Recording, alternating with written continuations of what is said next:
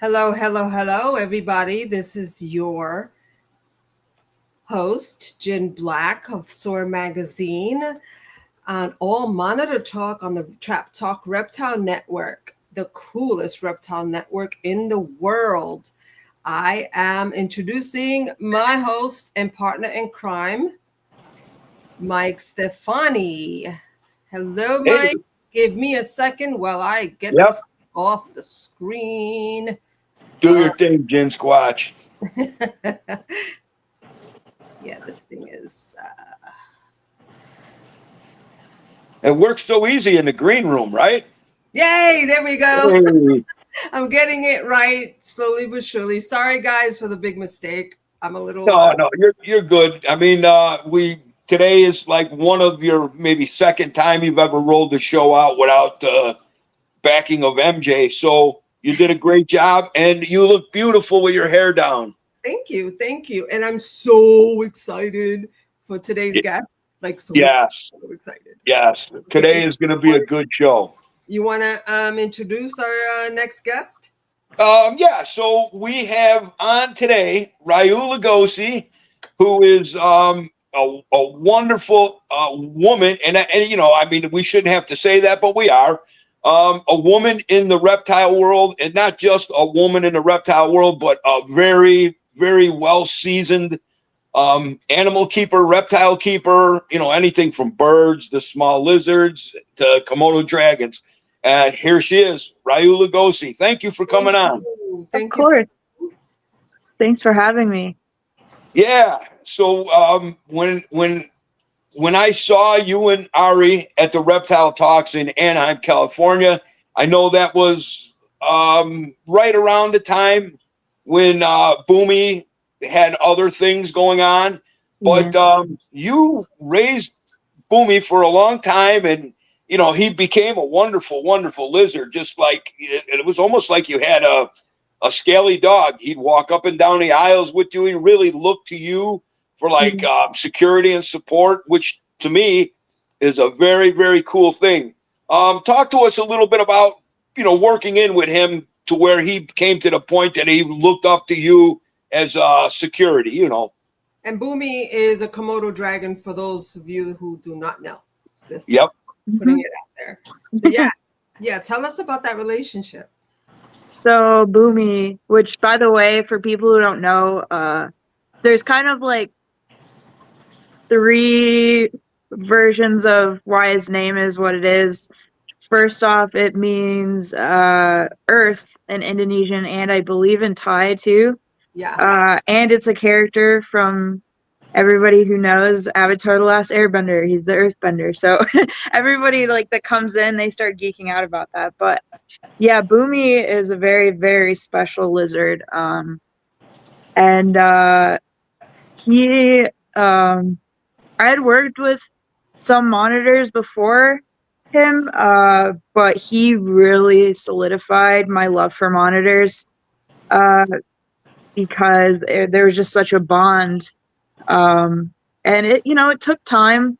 At first, it's like, he's still an animal, a very smart animal, of course. But, I started off with kind of training him with food and, the usual, letting him know the difference between food and then my hand, and showing him that I'm okay and I'm not going to harm him. And basically, kind of giving him his space and slowly working towards him more and more. So it's really just like a patience game with any of this stuff, but it's totally worth it in the end, Definitely. Yeah. Definitely. So, An animal that gets that big. yeah. Yeah. Yeah.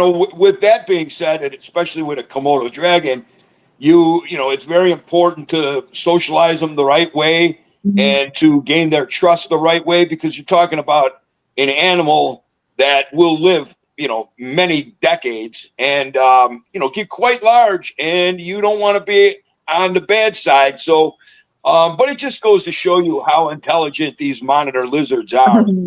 What a beautiful animal. He's Yeah.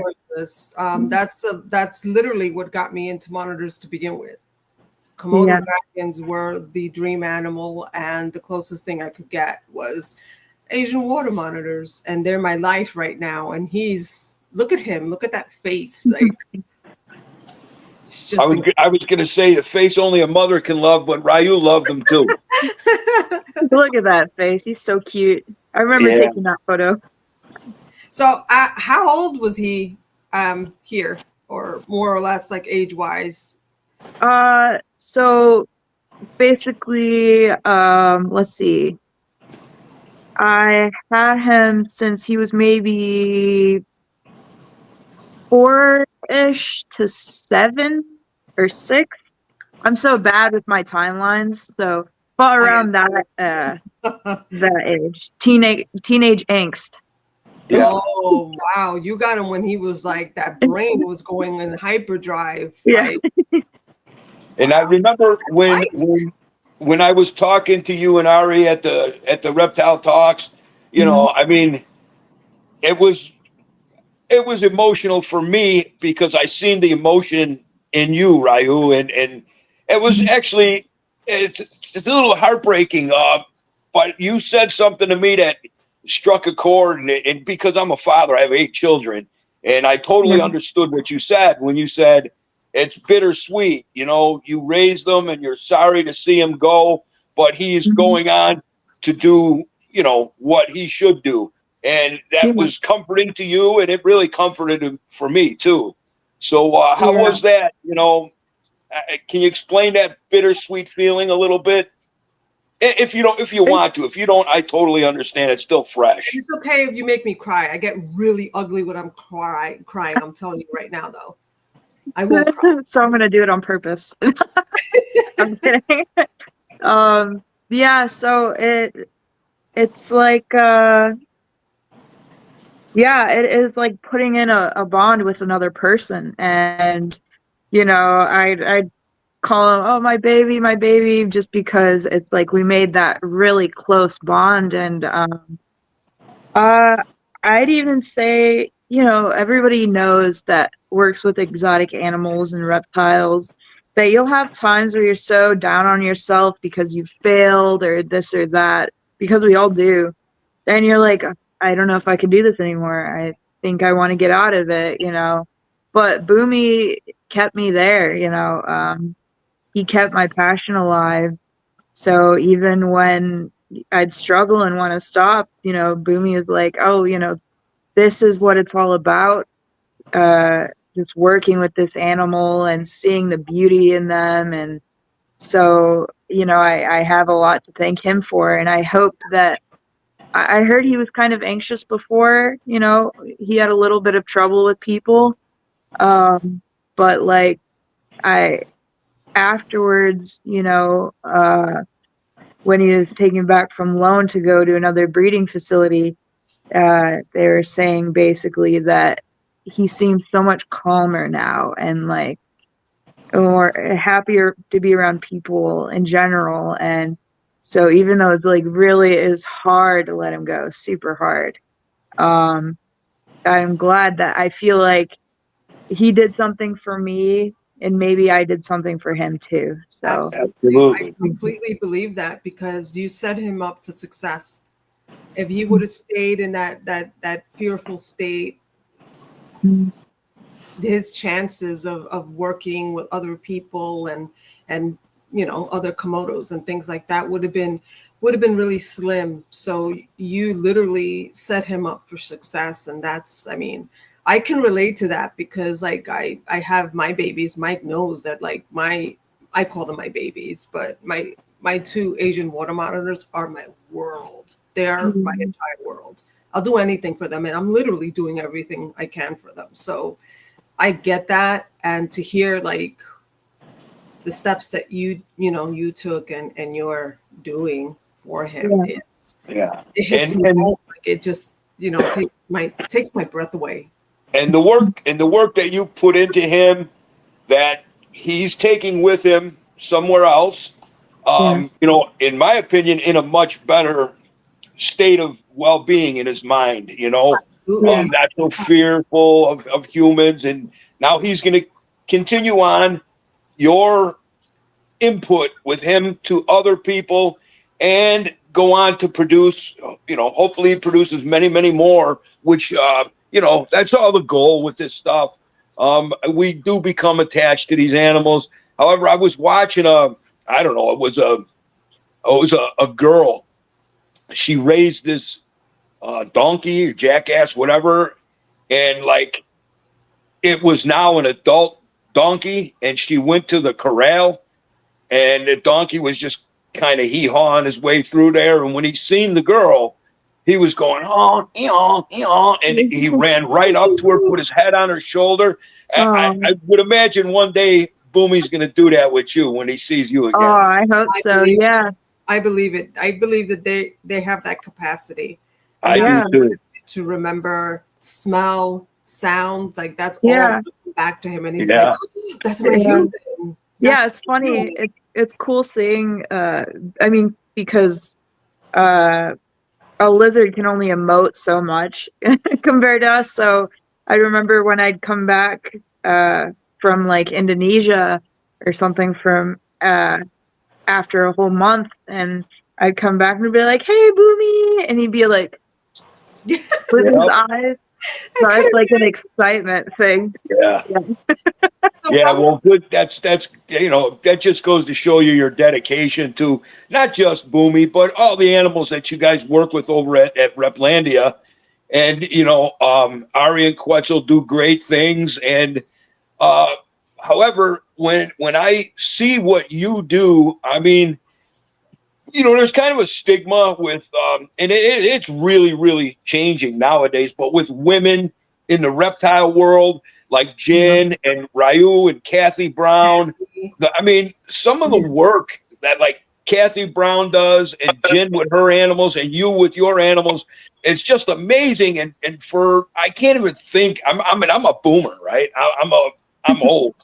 And just to think, there was actually a stigma on women working with reptiles at one point, and I'm so glad to see it's going and gone, because I can't think of like Catherine Brown and you and Maria Huerta. I mean,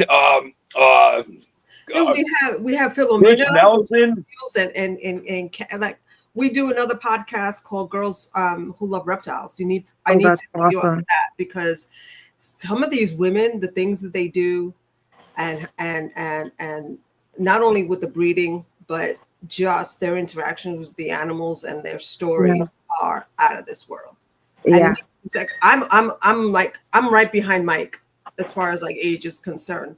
And I remember my name is Jin, and I would go to, like, back in the day before like social media and things like that, I would go to meets, reptile meets, to reptile like expos, and they'd be like, "Oh shit, you're a girl." And I'm like, and they'd be like, "Your name, we thought you were a guy. Like, we thought we used some Asian dude." I'm like, that happens to me too.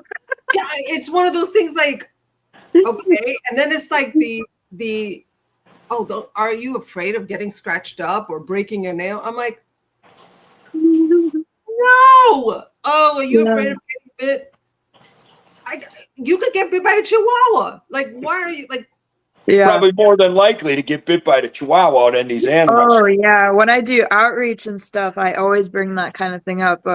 Because everybody's afraid of snakes. So it's like, aren't you afraid of getting bit? I'm like, look, this is what it looks like if you get bit by the average snake. It's like nothing. Right. And then have you seen dog bites and stuff? But they're such a beloved animal. Right. So it's just the stigma itself. Well, you know what? I found this out too, not too long ago. I don't know how I was watching this shit, but there was a psychologist who was breaking down a snake eating a mouse, and how humans always root like for the poor mouse. And and they were saying it's because in our minds, in our subconscious, we always root for what we're closest to. So like, Yep. A mouse has 2 arms and 2 legs. A snake has no arms and, no eyelids. So we don't associate so much with the snake, more so as, a limbed creature. So yeah, people give them dogs a break, yet they Yeah. could be vicious as hell, you know? Yeah, and It's funny you say it. in my magazine. There's a therapist in Sao Paulo, Brazil. Andrea Ribeiro is an incredible therapist who works with reptiles and assisting people with mental disorders and trauma. And she's a woman, and she does this, and she's been doing it for over a decade. And her passion, and she caimans, small caimans, and she uses them in the program. And she's just, it's not just like, oh, I'm a therapist and I'll let somebody else, you know, deal with reptiles. No, she is hands-on. That's So awesome. that's part of the stigma too, because in the medical world, they're not seen as animals that can actually assist us. And things like that. So this woman that's doing this. It's funny that you guys mentioned that with the humanization of certain animals versus things like snakes. I try to implement that when people come through.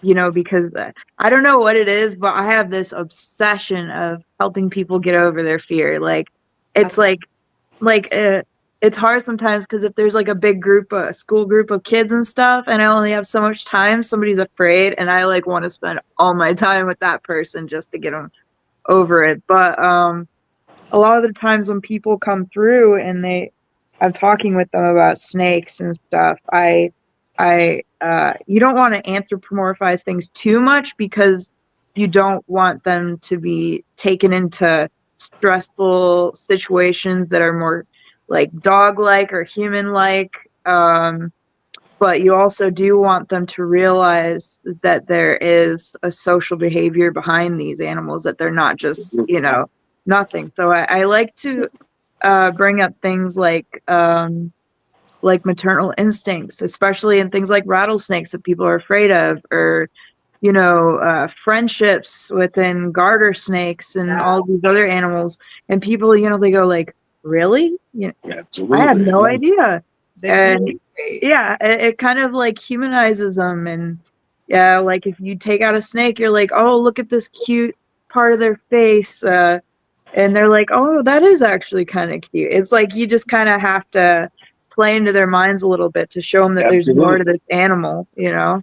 Well, see, that's why we love you, Rayu. You not only are great with the animals, but you're also smart to understand the fear of a human being and how to break through that, the little cute feature of the face or whatever. And you know, and yeah, I know you're not going to put it in their face, but when they do see that, and I mean, to show them a small detail like that, they no longer look at like the macro picture of the snake. They look at, oh wow, but those scales are very fine, or you know, the heat pits are really unique, and for you to show that and get people looking beyond the size of the snake and all the stupid stigma, you know, that, you know, unfortunately on the internet, there's a lot of people who play to that fear. And that's pretty much opposite of what we try to do. We try to show them what not to be afraid of. So the internet is a good thing and it's a bad thing. Yeah. So I wanted to ask you, Rayu, when did you, I really don't know your whole backstory. I've known you the past few years, but I mean, you're very young, but there was a time when you were even younger and smaller. What got you started with the fascination of reptiles? So ever since I could even walk or anything, I've loved everything as far as animals go. From snakes, and I used to catch them out in the field and scare the crap out of my mom when I bring them home. And I'd pick up spiders and like just everything. Nothing bothered me. But that's something I've always loved. Like when I was a little kid, one of my birthday parties, it was like we had like a bug thing cake, and everybody had a little catcher, and we go catch reptiles and bugs and stuff.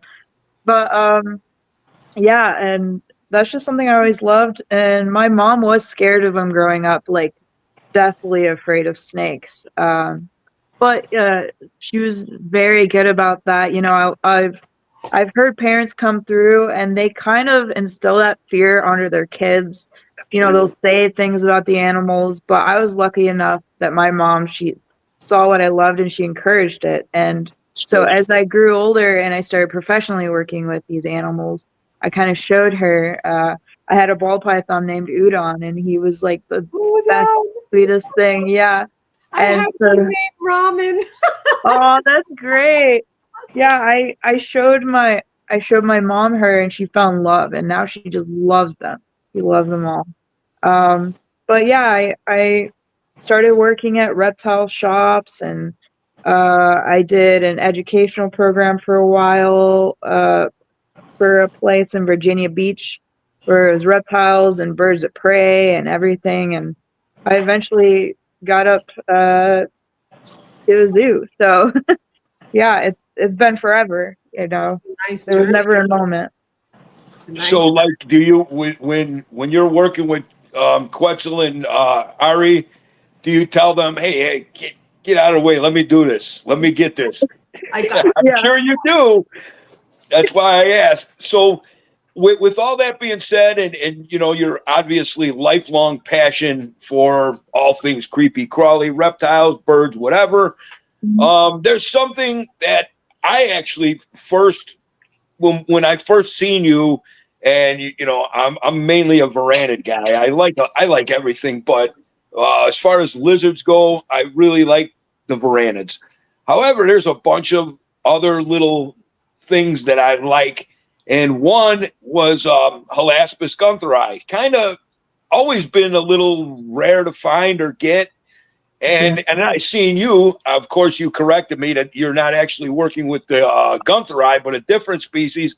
But I see you've been breeding them, and almost every little lizard that you put your hands on, you're making babies. That's very cool. It's a lot of work. But yeah, they're really neat. I like a lot of the little African lizards. Um, between them, which they're really cool. They're just like little tiny flat lizards, and they can glide. Love that. It's just neon little stripes. They're very bold for tiny lizards too. You can Yep. literally hand feed them. They'll come right up and take it and then run over. But yeah, between them and flat rock lizards, which I put a lot of breeding work into, which Yeah. so yeah, we were talking about earlier how like some babies, like a lot of skinks and stuff, they're so pretty when they're little and then they kind of darken out. These guys are the opposite. They kind of start off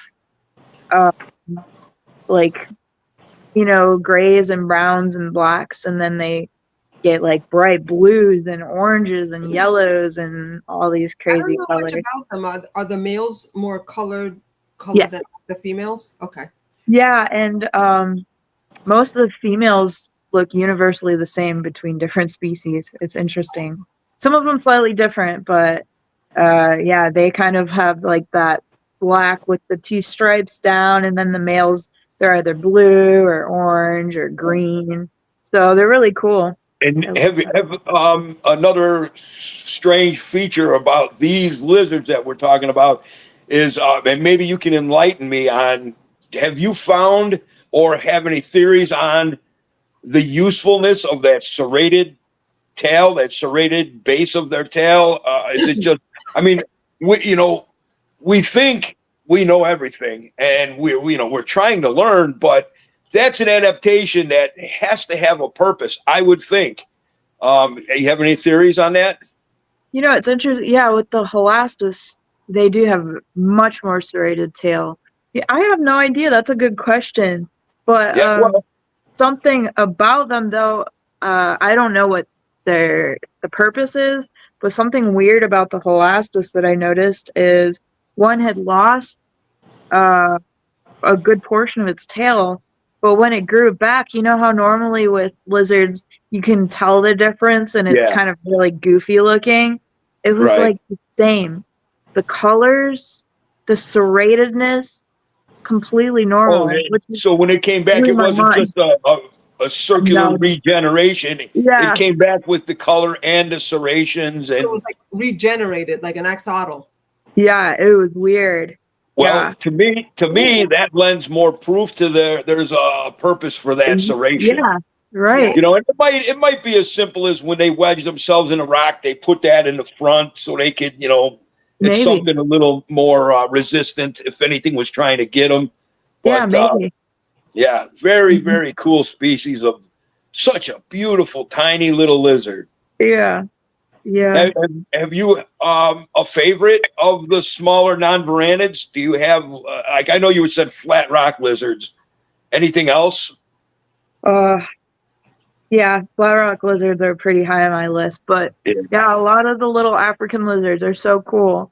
I work with well, I mean, one of them's not so little, but the Smau giganteus, which are you guys have those there? yeah, I have one female on exhibit. Yeah, Man, she's sassy. Talk Mike, about a you gotta smart get down lizard. there. Yeah, right. Get down there for a visit. Mm-hmm. Yeah, she's yeah. sassy. I remember, like I said, I'm so old. I can remember. Now I'm not sure that was the Smog giganteus. I think it was more like a crag lizard. Yep. But it was an armadillo type. It wasn't a true sun gazer. Yeah. But I mean, we used to get them for $10, you know. But Yeah. you don't see them no more. No, yeah, it's really hard to get that stuff. Especially because I'm trying to work on all these little groups of these other species. I have the Mozambicus, which are the black ones with the orange belly. Really nice. I have some of the more common ones that are kind of like throwaway animals, which I don't get because they're so cool. Right. And all of these ones, they have like kind of like a group mentality, so you can keep them in a little group together and see their behaviors and stuff. Right. And that's but fun. yeah, huh? That's fun to watch them like in a group environment. I mean, Yeah. I have varanids, but you know, I have two males. I can't keep them together. Yeah. But well, that's why I like Mertens so much, because they are a social group of varanid. Yeah. Most are pretty solitary, but Mertens, they get along in large groups, small groups, and they work together. You know, they really work well. So yeah, group. What is it? Like, I don't know, these social lizards that live in social groups is, very cool to see on a display, you know. Mm-hmm. How about the little ones? You have the small ones that are brown with kind of like a cream spotting on them. Oh, are you talking about, there's several different ones. The dwarf armadillos, they're so cute. Are they the ones that roll up and grab their tail? Yeah, those are cataphractus. Cataphractus, yeah. Those are so expensive. Otherwise, I'd have a group right now. One of these days, I will. I will absolutely have a group. You will. But it's like you could get like 3 of them for $30,000 or something. It's crazy. It is so crazy. Yeah. That's the only thing stopping me from a lot of these species. Absolutely. Animal people don't have money. Like, well, you know, and that's what, like, I don't know, my wife especially says, "Oh, you're crazy giving this to this one and giving that to that one." You know, I of course I got to make money. I mean, that's what it's all about. But you know, places that are educational facilities, I don't have a problem. I mean, I don't have those, but I don't have a problem, you know, getting my animals in their hands free of charge, because I know how it is. You're running an educational place. It's way more than anybody could ever think. I mean, the cost for me to run my basement is crazy. I can't even imagine what it is in Texas to run them buildings. I freely like to give to institutes that will nurture the next age of reptile people coming up, because that can only benefit us all, right? Yep. Yeah. Yep. So somebody who's watching and listening in California that I know, if you ever breed those things, get some over to Rayu here, please. Absolutely, ASAP. Get to I'll it. lose my mind. Yeah. I'll have cameras on them and everything. I'll try and study every little move of theirs. Absolutely. Let's see who joined us here. We have Mike Duval of Morph Avenue. Hello, hello. How you doing, Mike? We have John Sweet. Hi. Sweet. Yeah, and then we have Amy's Reptile Adventure. Hey, girl. Hi, Amy. And Old Crow. Woo, Rayu. Shout out to Reptilandia. My favorite That's place Leon. in Texas. Cool. And we have, oh, look. Jessica Hartman has joined us. Beautiful. Hey, how you doing, my friend? We also have Halep Thomas. Cool. And he's asking us if we can do an episode with Aiden Bradley on his demurals. So we can attempt that. It's Right, coming up. Hey, don't sleep on Uncle Mike. I got a lot of things in the works. Just when it happens, it happens. We can't do them all, but yeah. I do. There's a lot of people coming up that are going to be great shows. Aiden is definitely one of them. So, he's such a nice guy too. Yeah. We have Well, Crow, and we have our boy Nikki from Hey. Oh, hi. Again, congratulations on the baby. Absolutely. That's awesome. But I'm still mad at you, Nick. I told you got to name your firstborn Uncle Mike Lillis, but you didn't do it. They went with JJ. Yeah, we have Karen Miller, proud mama here. That's my girl. Oh, yeah, that's my mom. Hi, Mom. Oh, hi, Mom. Hey, you've done a great job with this Rayu kid here. She's fantastic. She's amazing. We love her. Absolutely. And who, look who we have. Uh-oh. My husband. Ari, you're supposed to be working, kid. Go back to work. Get to work. Your day off is tomorrow. So far, that's it. So we can move on. And if there's anybody else who joins in, I will make sure that I let you guys know. So and Mom says, which I think I have to agree with Mom, she's the best. Absolutely. Absolutely. Yeah, absolutely. So with all the things that you're privileged to work with over at Reptilandia Lagoon, I see you with the black palm cockatoo. So obviously you work with other than what? Pardon? That's my fave. I'm a goth chick. That's same. Like I saw that thing. I'm like, yeah, goth bird for sure. Well, in this day and age, I gotta say, I am not a goth chick, but I identify as a goth chick. So I can see it. Yeah, you're welcome to the goth chick club. Oh man. So oh man, when you guys post pictures of the croc monitor, the male swimming in the water, and then the female keeping pace on land with him, I mean, because of Ari's ability to create these naturalistic enclosures, and all of you guys, the three of you as a team, have so much space to do this stuff. To see these behaviors that you would never see, in captivity, less a giant enclosure like that. It is so cool. I don't know how you get any work done. I would be standing in front of those cages just watching behaviors all day. I mean, like on your breaks, do you sit there? Because I would, like Mike said, I would sit there like. Yeah. Yeah, it's cool because we'll be walking around. We'll be feeding or cleaning glass, or sometimes we'll just do a walkthrough and just kind of look, are there any babies? Or what's going on with this pair? And then we'll catch them and be like, what was that? That's weird. And you just start recording and you're like, well, I got to catch this on film and see if it's something. So it's cool because with all these naturalistic behaviors or exhibits, and then not only that, but other animals from the same areas in those exhibits, you can see how they interact with each other, or how they benefit each other, or stuff like that. So it is really cool to see.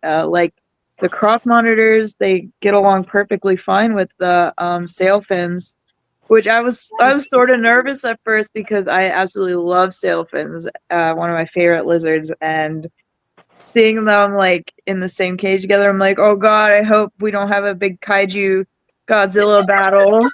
Right.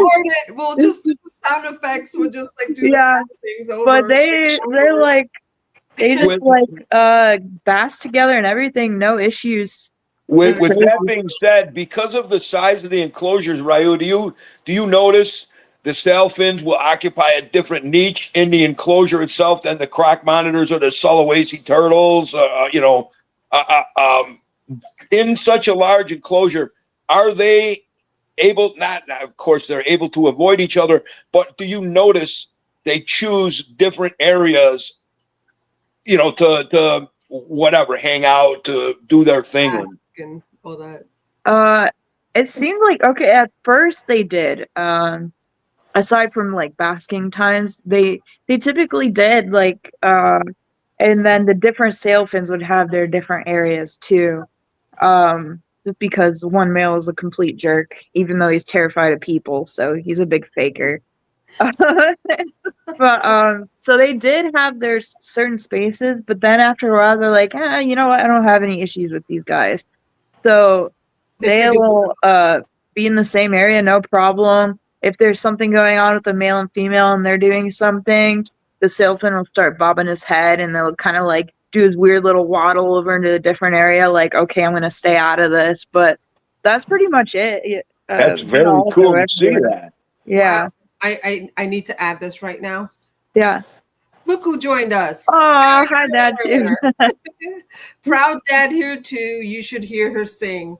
Should we? Oh, well, hey, Papa Rayu, it ain't over yet. I'm working on it. I'm going to get her to sing something. Nope. Maybe that's how she charmed the dragon to begin with. That's true. That's true. Maybe. You guys are all into that goth monster stuff. Do you remember the song that the two little Japanese girls would sing to the moth? Mothra. Yeah. Yeah, Mothra. Yes. We're going to try to get you to sing that by the end of the show, Rayu. No. Oh, yes. Godzilla. Yes. Is that the Mothra shirt? It's the Godzilla. Oh, Godzilla. I have quite a few Godzilla t-shirts. I am a big fan. I even have, I'm sorry because this might offend a lot of people, but I have Godzilla dressed as Jesus. That's awesome. I have a Boomy Pope Oh my picture God, you do not. You do Well, not. hold on. No, this isn't the Boomy thing, but I'm going to be a nerd for a second and show the Godzilla wall. Hold on, don't hold that. I got to see. Oh my God. Oh, very cool. Oh my God. I got to show her. Now I'm gonna nerd out. That's it. So yeah, it's and Ari's Predator suit. So yeah, we're reptile Ari's got a nerds Predator suit. Yeah, we're reptile nerds and other nerds. So it's like, I got you. I'm a nerd too. I see. We have our older Godzilla. Yeah, that's the Godzilla I remember. Cool. Yeah. He's that's a good one. Straight out of Japan. Yeah, that's from the 70s or earlier. That's awesome. But I also have. I think she would really appreciate these. Give me a second, because I probably have show and tell. In the meantime, Rayu, you can warm up your singing voice. I want to hear that Mothra song. I'm not singing. No, you're not going to do that. No. So, hold on a minute. Here we go. Oh my God, I wanted that one. I saw it. It's so cute. That's Godzuki. There's actually Godzilla, but he's in like the little anime form. Yeah. Oh, because like when I was a kid and I watched all those black and white Japanese monster movies, I still do. Godzilla had a son called Godzuki, and he would blow smoke rings because he didn't know how to shoot the fire yet. Yeah. So my son, when I had gotten the Borneos, my son Angelino loves all these animals, and he, I know him like a book. And he goes, Dad, I got a new favorite. And I'm like, what's that? He goes, I love them Borneos because they look like Godzilla. I'm like, exactly. I'm not, I'm old, so I'm thinking old Godzilla. I'm like, it don't really look like him. And then he pulled up the new, the new age Godzilla. I'm like, holy crap. They look a lot like what was -1 Godzilla, in my opinion. The original. I don't even know what that is. With a series of different ones. So the one I showed that is from 2014. but the Japanese actually started a series with their older school design. Which, did you see the green design? I'm Yeah. nerding out here. I'm having a moment. I'm sorry, Mike, but I'm having a moment here because I have no one to talk Godzilla I with. think we're friends now. Yes. Yeah. Well, you know what, Ryu, when I knew it right away. You and Jen would be, hitting it off. It's And funny I'm just too, the 'cause, old guy here. I'm just the old guy here who's got to pretend like I know what I'm talking about. But you guys enjoy all that that new age Godzilla stuff because I'm still stuck on the one that blows smoke rings in the 70s. I still watch those. I actually have them like saved, and last week I was sick. I was like really, really sick. So what do you do when you're sick? You just sit back and you watch Godzilla movies and drink tea and eat soup. And that I watched the old school Mega Godzilla, the old school Smog Monster one. That's what girls do. And When guys are sick, they basically lay there and moan like it's the end of the world. And girls still do what they do. Yeah, Men are wimps. And I watched like I actually watched like 6 or 7 of the originals and stuff. But I'm so happy that it just did a 360 and it just came back, and you have like a whole new generation of people for them. So All right, girls. This is all monitor talk. This is great. I want you guys to talk. Giant monitor. We have limited time. But I wanted to ask you, Ryu, the Mertens, are they doing anything for you? Or oh my God, they're so cool. So the male and female started hanging out up in the top section because, for those who don't know, a lot of our exhibits, they're bottom and top floor. So you can see the animals from the top and the bottom floor, and then they have all this access up in the treetops and everything. So the female has been chilling with the male up there a lot lately. But Mertens are in my top 5 monitors. Absolutely love them. Yeah, I tell people all the time, they might not be the prettiest. However, when you give them a proper setup and they have a deep water area, man, you can't beat the behaviors of a Mertens. You just can't. They're like clowns. Yeah, I love them. Exactly. I think they're like, and you know what the funny thing is? I mean, I guess it's what people like, but I think Mertens are gorgeous. Like, you ever oh yeah, me too. Faces? I have one of my F1 females that I held back. That is, man, she is perfect. So her flecking is not flecking; they're actually larger spots, and it's going to take a long time. But I eventually would like to line breed them to where they were more polka dotted than flecking, but it's going to take a long time. But we'll see. I can only do what I can do. I'll take 5. Their eyes. Like, don't get me wrong. Like, I could stare at monitors. Like, sometimes I stare at my monitors, and I'm probably saying like, "What is she going to do now?" Like, she's up to something. But I just sit there and I stare because their eyes are so expressive.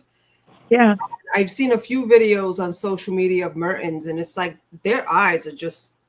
They're on, man. They're like I said. There's never a dull moment with Mertens. There's even when they're basking, as soon as like they're basking right now, and they see my hand moving like this, and they're like, "What's going on over there?" They're just so in tune with everything, and I think that's because they're very social. They're they live in communities and groups, and I think they pay attention to everything that goes on around them because they might not want somebody else coming in or, just paying attention to if they got to jump into the water for safety or whatever. Yeah. But so Ryu, with like the smaller lizards that we're talking about, I noticed, and please remind me about coach whips. So with the smaller lizards that you guys have so much square footage in that building. I'm sure you do your best, but it's got to be impossible to keep track of where all those little guys are digging eggs. Do you often wake up and find baby lizards in your enclosures, or are you always looking for nesting behavior so you can retrieve the eggs, or how does that work over there? So it is kind of mostly like kind of a free for all. It's like we will see babies like pop up, or there's a baby plated lizard on the wall just hanging out up there, or like we'll see somebody digging, or there'll be loose ground by a bulb or something. So it really depends on what we catch. Obviously, with such a big facility, we can't get everything. Right. But yeah, so it's like whatever pops up is what we end up getting. If it's on a smaller scale, that is. Of course, like if it's a larger animal, it's like, oh, they laid eggs. Let's go find this big group of eggs, Right. Yeah, that makes sense. But I was more, wondering about with the small stuff. So the three of you, Quetzal, Ari, and you, and that's not necessarily the order I would put it, but it's just the three of you. Do you have maintenance help? Like with all you do, is it just the three of you that work that whole place? So for the most part, it is. But now we also have sometimes Quetzal's new wife from Costa Rica. Sometimes she'll help out a little bit. She does like the designs on the outside of the building, which are really nice. We saw and then was it a rattlesnake? I think it was. She was doing and stuff. Yeah, that was beautiful. And then her son has been helping out feeding like greens to everybody. And so it's like one of those things where even though he's not like an animal person, that's just not their expertise. Right. Doing greens is easier and not as dangerous. So we do have a little bit more help now, which is nice. But for the most part, it is the three of us that. And then how about like the retail shop because I see you guys, and when I say retail shop, I'm not talking about, popcorn baskets and little 3D printed trinkets. I know Ari's got some of his museum quality, like garbs and masks, and there's books. So do you have do you have to have a person to run the retail, like as like a clerk or something, or do you do that too? We did have we had a teenager running it for a while. But you know how it is, you get school and then you're starting to get jobs and everything. So it's kind of hard to keep up with that. So we just basically switch around. I got so yeah, we run that too. Master of all trades here, like trades, I should say, like master too, I should say. Very, very cool. So with everything that you guys got going on there, any new? I've seen you just got some black roughnecks or a black roughneck. We were talking I love black roughnecks, and why, for the life of me, in all these years, I've never kept them.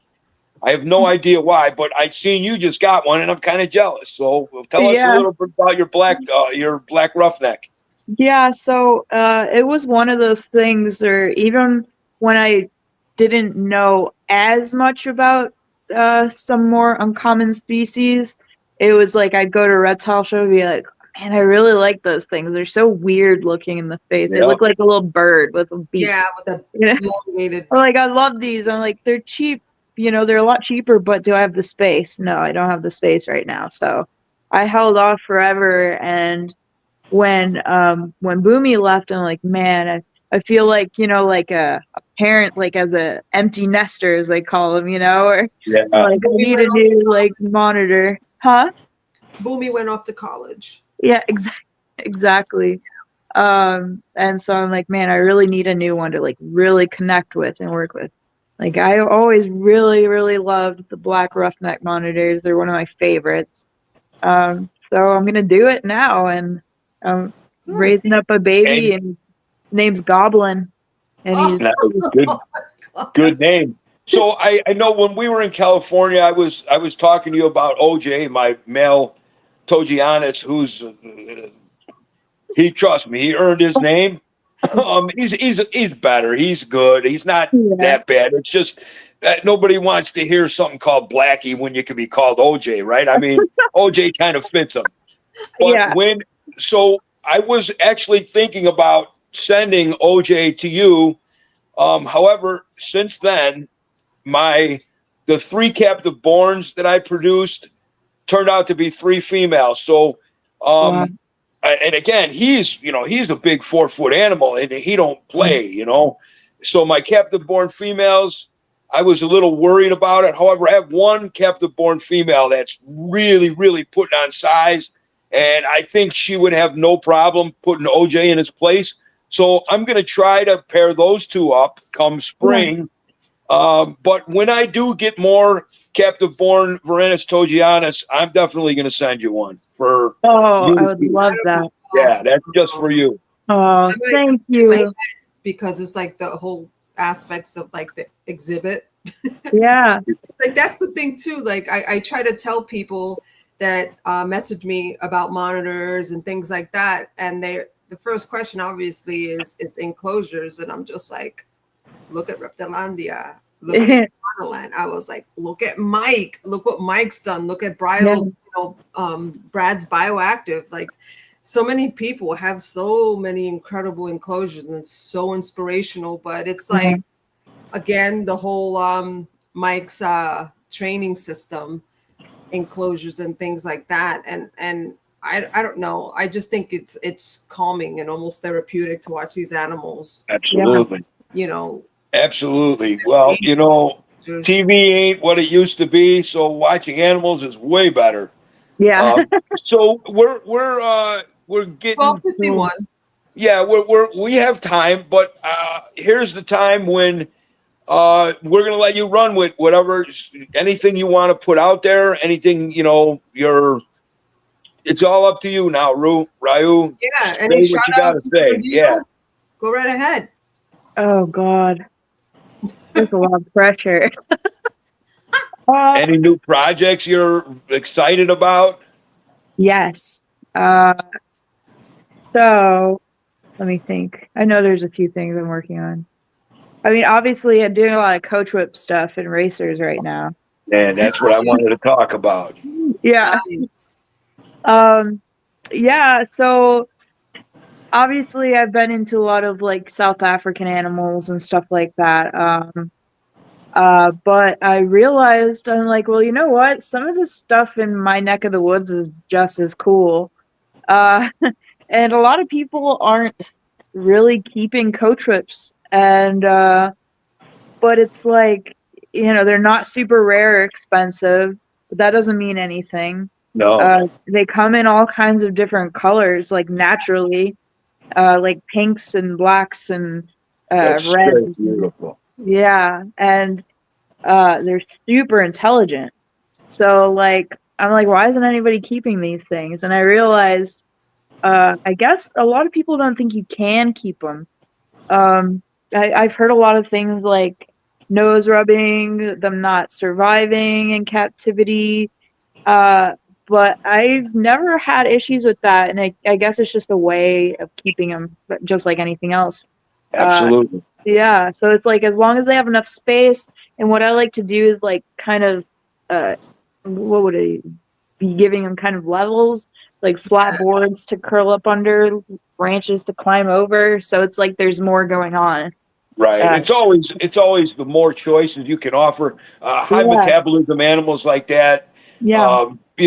they're not going to do good sitting in a box. You got Yeah. to give them some branches to climb on, things to go under, and they'll use every inch of that enclosure. The high metabolism colubrids, I really kind of like, and I kind of drew a conclusion that they're almost like monitors without arms and legs. They have a high metabolism. They'll eat more than once a week. They do a lot of action. So that's why I like them. And the work you've been doing with the coach whips and the colors, oh man, they're so beautiful. And I know you're well versed in what would it be? Constrictor, or Calubra is the red ones you're working with? They're so the pink Western coach whips are Masticophis flagellum, and then I also have the red racers from California now too. But yeah, Huh? I love those, the red Oh, racers. they're cool. Oh, mine's a complete bitch. No, she just wants me dead. And the male's still little, so he doesn't care. But yeah, I've been breeding the pink coach whips for a while now, and I just really enjoy them. And then I have the black easterns, and then so the big project that is kind of an ongoing thing is I'm lucky enough to have the only known albino coach whip in the Ooh, world. what? Uh, Wow. it's the only one I know of. I've looked everywhere. I can't even imagine what that looks like. Yeah, it's beautiful. And he's a wild caught animal from as a baby. Oh, And my friend Connor Wardle was, I can't believe, like, he was so kind to gift me that animal. Um, that he had raised from a little worm that was found by some random person in a warehouse. yeah. So, this past year, I paired him up with my big pink female, and they had babies. So now I have pet albino coach whips, Oh and Very cool. they're goodness. so You know I'm like, that's to hear that. That's really something that I like. The trend of the reptile hobby nowadays is it goes from back when when I was young. It was dog eat dog. Nobody helped. That now people are not only helping, but when they have something that they and I'm not necessarily saying that your buddy didn't know what he had or how to keep it, but there's so much of that people putting the animals, pairing them up with the proper person to continue the projects. yeah, And there's some people that hoard that, and then a year or two will go by, and I'll be like, hey, whatever happened with that? And they're like, well, it died. It's like, oh man, you should have put it in these hands. You know what I mean? yeah, But yeah, it's more and more like what you're saying. Somebody will say, hey, you know what? Ryu would do great with this animal. Put it in her hands. So good yeah. for them, good for you, and good for the animal. It's really important to like all work together, especially when it's something uncommon.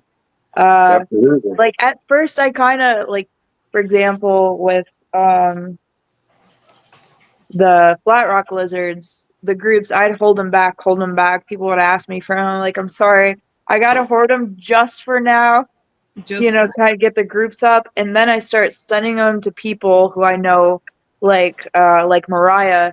She's so great with all these really cool lizards. So I'm like, they're going to you. They're going to some friends in Europe that work with some, and then from there we go on and reestablish these animals in captivity. But yeah, it you is Yeah. so pay it forward. important. Yeah, Yeah, you're Yeah. doing you're respecting the animal. yeah. Absolutely. And you talk, I would imagine you're talking about Maria Huerta. Hmm. I, I, I love that woman, but I'm getting sick and tired of saying congratulations, I know. congratulations, Same here. congratulations. That woman breeds lizards like nobody I know. I know. Yeah, I say the same thing. I'm like, well, I can only say this so many times. So just overall, congrats, because Yes, That you bring congratulations for everything. the year. exactly. I her last clutch of I can't even remember what it was, but I put on there. I said congratulations again and again and again and again. Yeah, You get the picture. You know what I'm saying? But yeah, yeah, it's great. And again, there's another woman doing great things. It's like I don't know. Don't sleep on the women in this hobby because man, they're doing yeah. great things. And you're one of the forefront women. And you're so young. I can only imagine what your future holds. And you Thank know, you.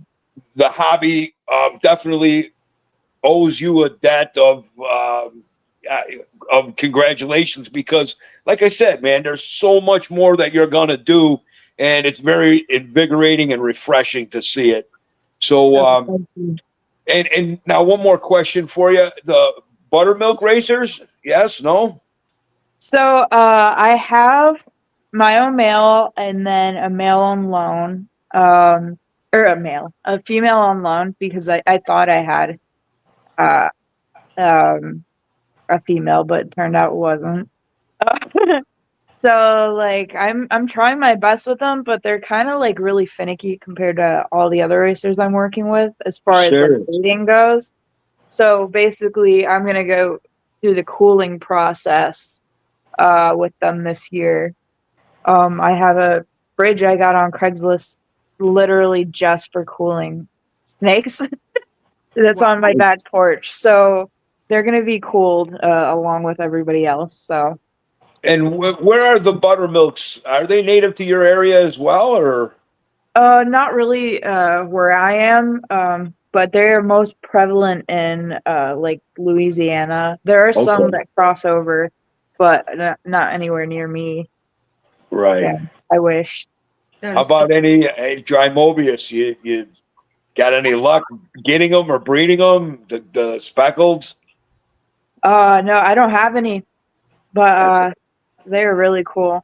yeah. You need so. I mean, it's said that's one of the rarest snakes in the United States from a very small locality in South Texas, which are the ones that I like. I mean, sure, the ones down in Nicaragua and Mexico, they're Yeah, nice, but those South Texas ones just, I mean, they're like jewels. They're yeah. beautiful, I yeah. and saw a wild one. Yeah, that's what I'm saying. I mean, like with all the regulations and rules, it's so disheartening that I think, if there's such a rare animal in such a rare locality and then habitat destruction stuff, we could do something about, but we don't. Why wouldn't, I don't even know the governing body or whatever. Why wouldn't they take one pair of those and put them in your hands? You know what I'm saying? yeah. I don't know. Just There for are some ensuring the people. future, Yeah, I think there's some people who have started breeding them. I thought I just saw a hatching clutch from someone, and I can't remember who. But I there's so think many people. I know Ashley in You, Canada yeah, has bred, but I don't think she's doing the South Texas, which yeah. I don't if know. there if it's truly that endangered in such a small habitat, those are the ones that really need to be worked with. But that's not to take nothing away from Ashley. She's does a Yeah, great job with them.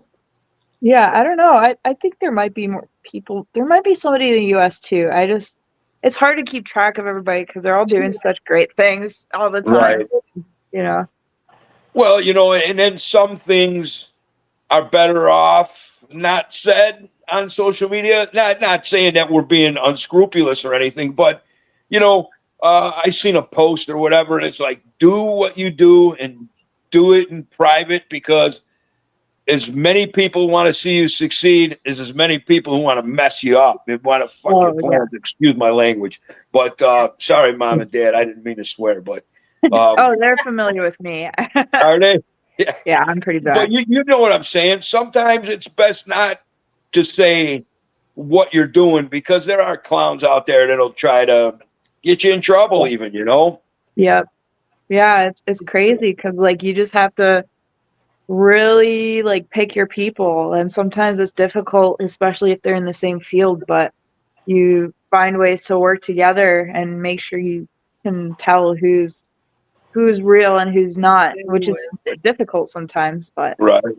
yeah. Well, one thing I noticed about in the reptile field, in the reptile hobby, is there's a lot of people that, and I'm sure this is not us because we started young. We didn't have, money to get everything we ever wanted. But people that, they still see this or whatever, they're like, oh yeah, I'm going to go get some buttermilk racers. And they go out and they get a whole bunch of them, and they burn out. They lose interest because, it's just a lot of work. And Yeah. until you take the steps to get to a collection the size of this or yours, I see it all the time. People are like, oh yeah, I'm getting peach throats, I'm getting Ackies, I'm getting this, I'm getting that. And, 6 months go down the road and they're like, I'm selling everything. It's like, Yeah. you know what? Yeah. I'm glad this hobby has a way of weeding the wrong people out. So good Yeah. for that. And sometimes if you have too much, you just kind of gotta let your ego go and be like, man, I love these animals, but can I do right by them? Yeah. Absolutely. Because like I struggle with mental health a lot, and So if I have too much going on, I just can't do it. Or if the animals aren't in the same area, it's easy to kind of surpass them. And I don't want to be that person. So I've downsized and I've like really locked in what specifically I want to work with. And, you know, sometimes it's not always about you, it's about the animals and who could do right by them and stuff like that. So, yeah. Absolutely. Well, me and Nick Lillis, we talk every day. We're two peas in a pod. He's young, I'm old, and we both. And I've done this several times over the years. Oh, I got to have this. I got to have that. And then you're like, well, wait, these guys are suffering because, maybe I shouldn't have got this group of animals. So he's in the process of downsizing a little bit.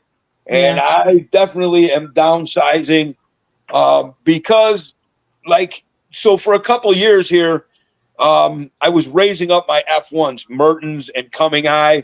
And I had not a lot of breeding stuff going on. So I got a little bit of this and I got a little bit of that.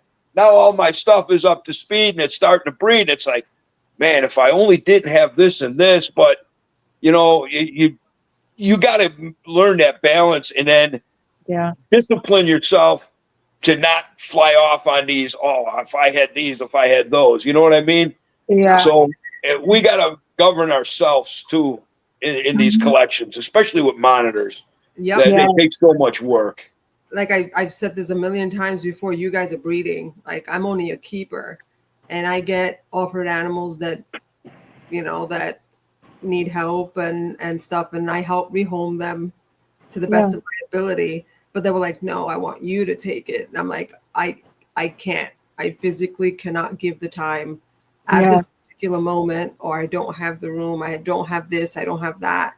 And it kind of hurts too, because it's like, I want, the animal, but at the same time, it was like, you can't be selfish about this. At the end of the day, it's what we do is because we want these animals to not just survive, we want them to thrive. And that's that line that few people tend to not realize or balance out or cross when it comes to especially monitors. Yeah, sounds funny. Huh? Well, one thing I'm wondering, Rayu, and I'm sure you guys do, but I don't see it or I'm not really in that area. Do you guys have crocodilians there? Yes, we actually have African dwarf crocodiles. Wow. They're kind Not of my only do other you have babies. them, you got the best. Yeah, they're cool. They're my other babies. I don't know. I've always had a big love for crocodilians too. They've always had a grip on me. So we have 3 dwarf crocs. One pair that kind of meshed together really well, so they're together, and the other one was kind of the odd one out, so he's in a different exhibit. But Gimli and Gladriel are the name of the pair. Any breeding activity out of them? Yeah, we've seen some, and then basically they have their nest pile. You know how crocodilians will push it all up into one area, so it's like we're always watching carefully. I love for babies to hatch and just kind of hang out with the parents in there. That'd be so cool. That would be very cool. They literally they're the baby call. Yeah. I literally I can't I just melt. There's no in between. It's just one of those things oh my God. Yeah, I become so maternal when they do that. Oh my God. It's like bellowing. I love when crocs, alligators, they bellow, but there's something about that baby sound that just I don't know, it does something to my brain. It's funny. I hate human babies, but when a baby croc makes that sound, I'm like, I mean, I do have to admit, I have a soft spot for MJ's kid. He's so adorable, and Nikki's baby is the cutest baby ever. Oh yeah, he's already smiling, babies. Yeah. No, but again, me, personally, no. It's people show me babies, and I'm like, look at my baby mother. Look at this. Yeah, the funny thing is, it's at my age, all of my friends, I have grandbabies, and Yeah, it's always like, oh, it's so adorable. What a precious little baby. And when you look at some of them, they got the dimple in their forehead. Their heads are real narrow.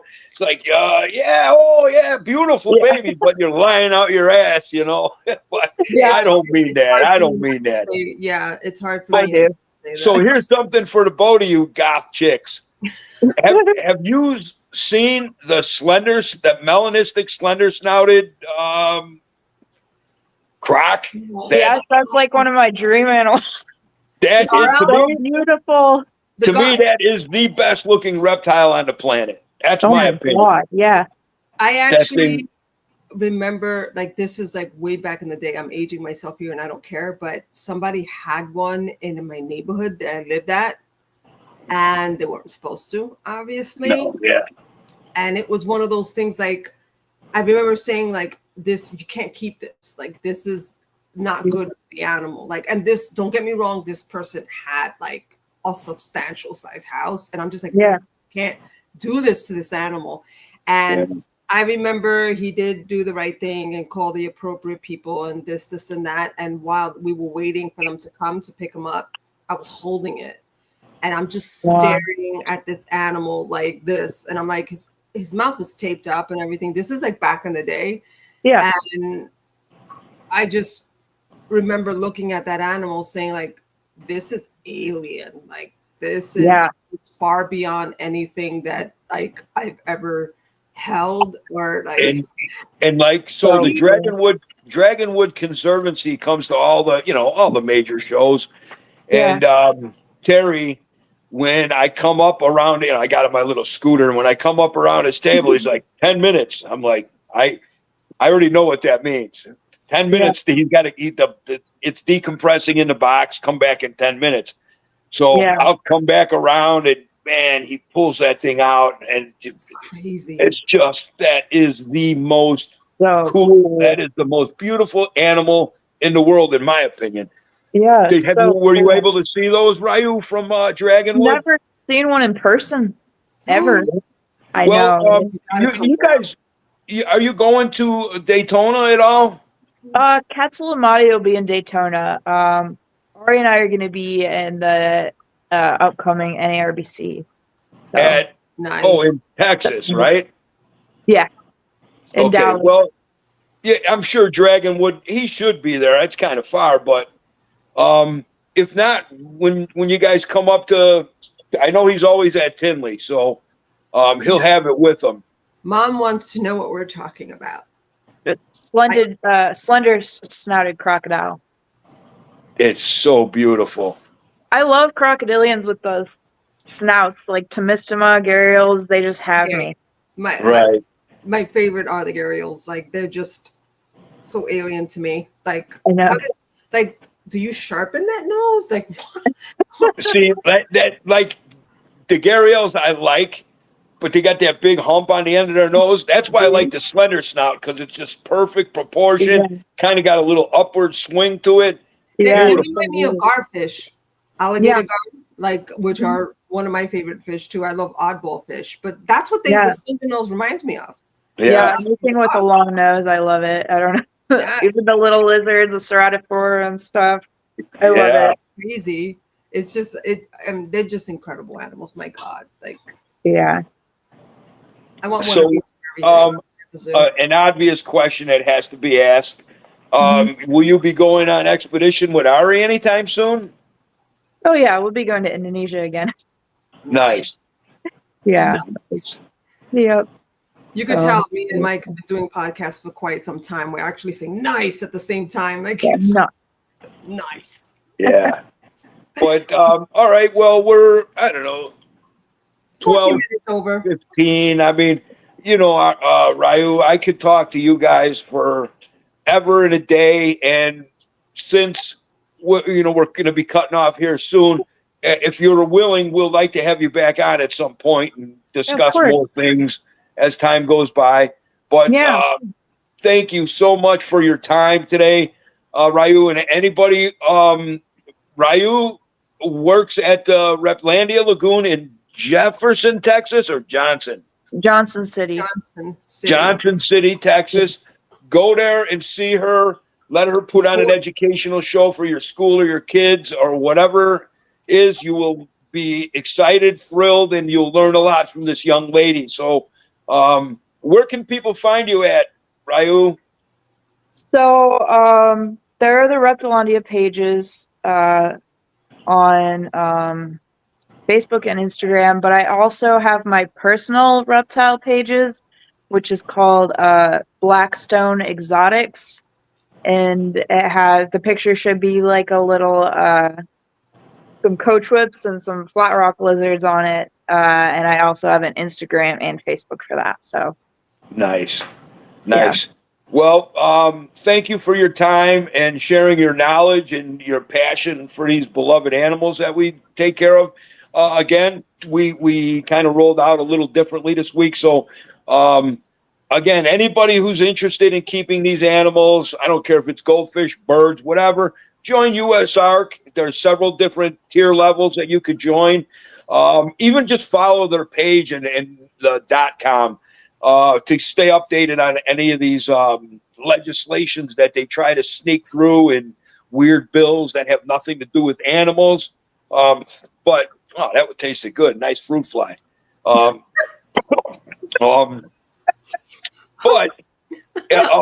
they fight for our rights for these. These are unscrupulous people that are.